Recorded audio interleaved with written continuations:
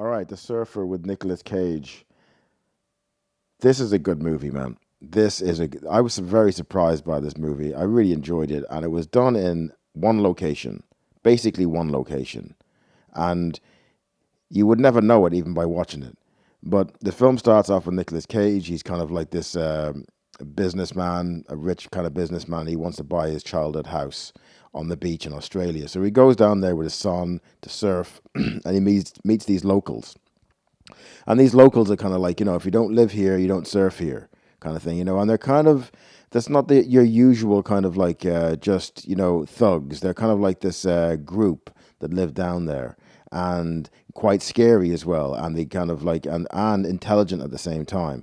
So Nicolas Cage leaves with his son. His son goes back to his mother, and he's on the phone, and he's trying to get the deal to buy the house that's above the beach, this particular beach where he used to surf years ago and stuff. Okay, and that's where the film really gets interesting, because you don't really know what's happening. As the film goes on, you don't really know if he's actually a businessman or like a homeless guy. And then, and you don't know if it's these guys on the beach that don't want him around, whether or not they're doing games on him, playing psychological games. So he ends up nearly like a homeless person living out of this other car. And man, it was really, really, really good fun and really good to watch and interesting to watch. And but apart from the film been really great right till the end, right till the final credits, the film is brilliant. But one thing that struck out in this film more than anything else was the cinematography. And making films myself, small films myself, and doing little bits of cinematography myself, trying to do little bits of cinematography, even with small shots in my films, where I can do, there's no actors just say, there's small insert shots and stuff. I've tried to learn cinematography, and it's very awkward to do, very arduous, very time consuming to do good cinematography. You have to have an eye for it, and you have to have a lot of skill and years of training. And when I say training, I don't really mean training, but basically just doing stuff. Every day you need to be doing stuff, and coming up with different ideas to do different shots.